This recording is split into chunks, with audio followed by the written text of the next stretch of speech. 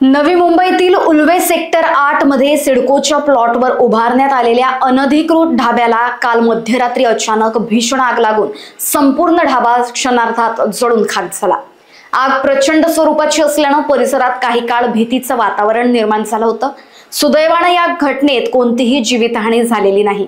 मात्र आगीची तीव्रता इतकी मोठी होती की जवळील इमारतीच्या भिंतींनाही जळ बसल्याने समोर आले। स्थानिकांनी प्रश्न उपस्थित केलाय की सिडकोच्या प्लॉटवर हा अनधिकृत ढाबा उभारला नेमका कसा आणि कारवाई झाली कशी नाही, असा थेट आरोप स्थानिकांनी केलाय।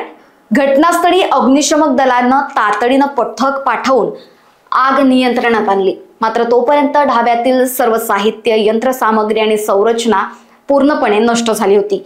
सिडको प्रशासनाने या संदर्भात प्रतिक्रिया देत सांगितलंय की घटनेची सखोल चौकशी करण्यात येत असून जबाबदारांवर योग्य ती कारवाई केली जाईल। प्रशासनाच्या या भूमिकेनंतर स्थानिकांनी आशा व्यक्त केली आहे की अनधिकृत बांधकामावर तरी आता कठोर पावले उचलली जातील। सिडकोच्या या सामाजिक सेवा संस्थेचा प्लॉट आहे। ही जागा सिडकोची आहे।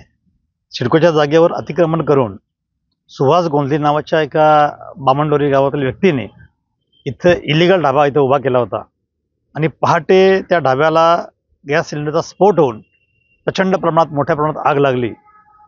पहाटे आग लागल्यामुळं जीवितहानी टळली, मात्र वित्तहानी फार मोठ्या प्रमाणात झाली। ही आग जर आणखी फफवली असती आणि हे सिलेंडर जर फुटून जर बाहेर पडले असते तर समज मोठी इथं वसाहत आहे, रेसिडेन्शियल ज्या ठिकाणी लोक राहतात त्यांना सुद्धा मोठी इथं हानी पोचली असती।